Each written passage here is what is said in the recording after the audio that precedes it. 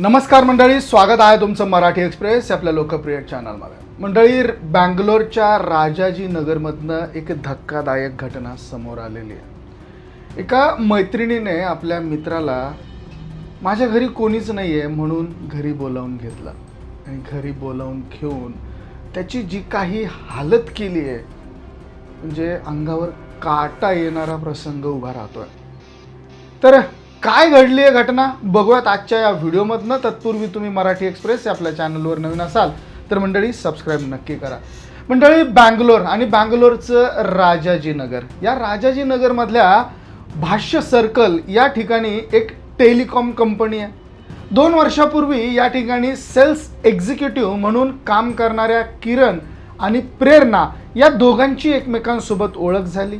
ओळखीचं रूपांतर हे मैत्रीत झालं आणि मैत्रीचं रूपांतर हे केव्हा प्रेमात झालं हे त्यांनाही कळालं नाही. पर दोघांचंही वय हे लग्नाचं झालेलं होतं. प्रेरणा किरणला लग्नासाठी विचारलं पण किरणने उत्तर द्यायला टाळाटाळ केली. अनेकदा विषय निघायचा पण प्रत्येक वेळी किरण हा तिला टाळायचा. मग यावरनं सुरू झाल्या किरकिऱ्या आणि किरणने विषय सोडून दिला आणि थेट प्रेरणाला टाळायला त्याने सुरुवात केली. यातनं झालं असं की प्रेरणाच्या डोक्यात एक गोष्ट फिट बसली की किरण आपल्याकडं लक्ष देत नाही आहे, त्याचं दुसरीकडे काहीतरी अफेअर सुरू असावं. पण हा संशय किरकोळ नव्हता आणि यातनंच प्रेरणाने खुनाची स्क्रिप्ट लिहिली.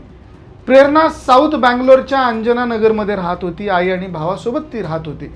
21 एप्रिलला तिच्या घरी कुणीच नव्हतं. आई आणि भाऊ सकाळी लवकर कामासाठी बाहेर पडले होते. तिने लगेचच किरणला फोन केला आणि घरी कुणीच नाही आहे, लवकर ये, आणि ते पण येणार नाही आहेत असं सांगत त्याला घरी बोलावलं.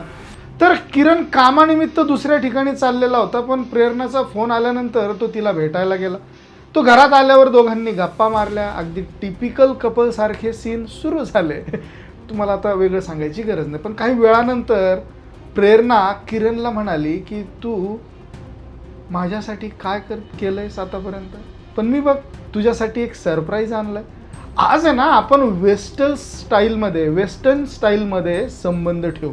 तिने एक खुर्ची आणली, स्वतःहून किरणचे कपडे काढले, मग त्याला खुर्चीत बसवलं आणि कुठलाही संशय येऊ नये म्हणून स्वतःचे देखील कपडे काढले.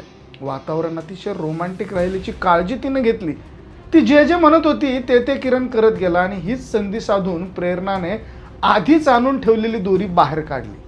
किरणचे हात पाय खुर्चीला घट्ट बांधले. आता या प्रकारचं सगळं सुरू असताना किरणने विरोध बिलकुलच केला नाही. त्याच्या डोळ्यावर कापडाची पट्टी बांधण्यात आली.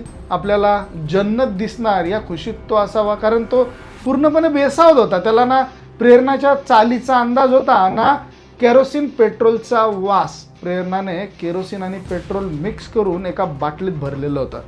किरणला कसलाही अंदाज यायच्या आत तिने ती बाटली किरणच्या अंगावर ओतली, माचीसची काडी पेटवली आणि किरणच्या अंगावरती फेकून दिली. पुढच्या काही क्षणात किरणच्या सगळ्या शरीराला आग लागली.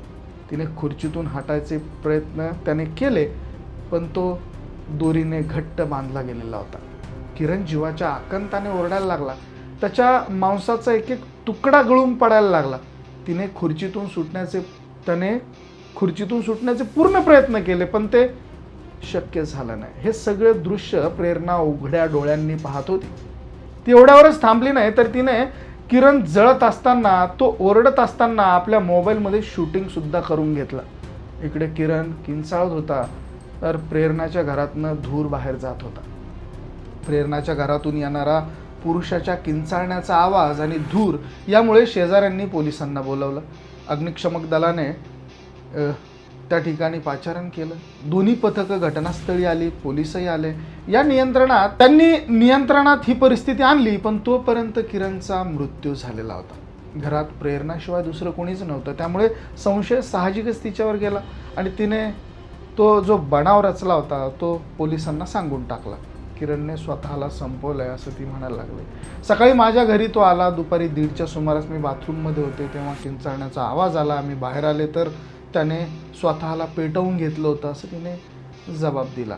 पोलिसांनी किरणने स्वतःला संपवलं अशीच्या मृत्यूची नोंद केली पण त्यानंतर तिने प्रेरणाकडे पोलिसांनी अधिकची चौकशी केली तेव्हा ती प्रत्येक वेळी आपला जबाब बदलत असल्याचं पोलिसांच्या लक्षात आलं.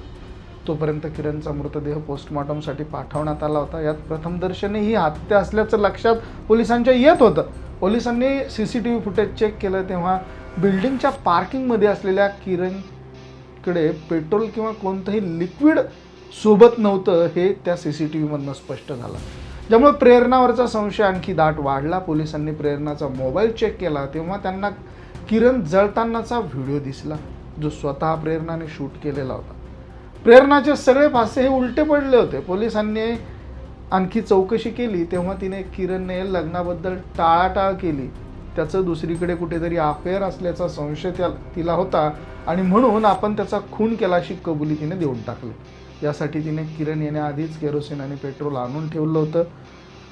तू 21 एप्रिलला सुट्टी काढून ठेव, जमलं तर घरी भेटू अशी गोड बातमीसुद्धा किरणने तिने देऊन ठेवलेली होती आणि त्यामुळेच किरण घरात येण्याआधीच तिचं सगळं प्लॅनिंग हे रीतसर पूर्ण झालेलं होतं. पण किरणला थेट कसं जायचं हा प्रश्न जेव्हा तिला पडला तेव्हा उत्तर सापडलं की BDMS.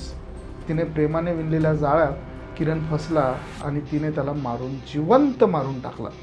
प्रेरणाने खुनाची कबुली दिली असली तरी मंगळवारी रात्री उशिरापर्यंत किरणच्या कुटुंबियांनी तक्रार न दिल्याने तिच्यावर गुन्हा दाखल करण्यात आलेला नव्हता. पण प्रेरणाला ताब्यात घेण्यात आलेलं होतं कारण तिच्या एका चालीमुळे एक जीव गेलेला होता आणि चर्चेत आलेलं होतं 50 Shades of Bangalore. मंडळी, बोलबिडू यांच्या सौजन्याने आम्ही हे फोटोज ही कथा तुम्हाला सांगितली. याबद्दल तुमचं मत काय? कमेंटमध्ये अवश्य नोंद करा. व्हिडिओ आवडला तर शेअर जरूर करा. धन्यवाद.